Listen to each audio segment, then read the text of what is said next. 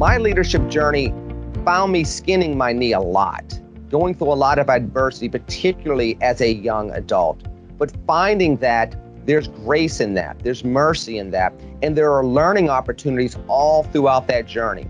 And as a result of that, I think that I've been able to become a better leader. And I've been able to become a better leader that's better at listening, better at learning, and better at loving the people that I'm working with. And being a leader that's among the people, but also willing to be in front of folks when the times are tough and they need to see an example of somebody that might be a little afraid, but is nonetheless courageous and willing to fight for them. Education has always been a civil rights issue, but it's notably one today, where obviously African Americans and other Americans can go to the same water fountain. Everybody can sit in different portions of the bus.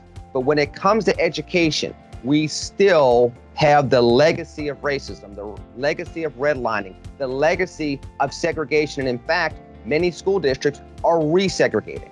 How do we address that to ensure that all Americans, regardless of your color or your creed, have an opportunity for self-determination, particularly in education, for a chance at life? Charter schools, public charter schools, provide that for those that don't have the money or the resources to be able to go to a private school or a parochial school.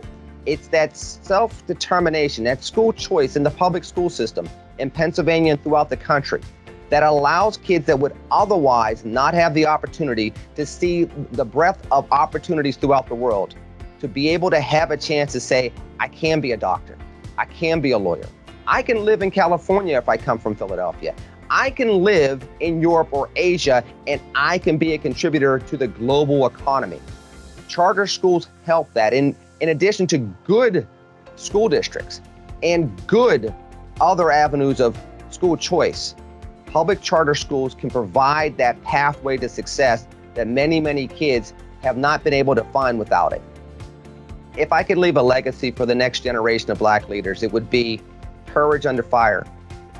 Understand that we stand on other people's shoulders. Understand that there's an opportunity to lead both when the cameras are on and when nobody's looking. There's an opportunity to love even through disagreement. And you never have a permanent enemy. You only have permanent interests. There's an opportunity for us all each and every day to be diplomatic, to be tactful, to be strategic, but also to be historic. And being historic is not just being somebody that has a building named after them or getting a title because of an election. Being historic is providing a better way of life for all Americans moving forward, those that know your name and those that will never know your name, and finding the obligation and the sweet grace within that. If there's anything that I'd like to teach through my example and through my life and my life journey, it is that there is value in that, and it's an honored obligation to have, and that we should each walk that path so that those behind us can have a better way of life moving forward.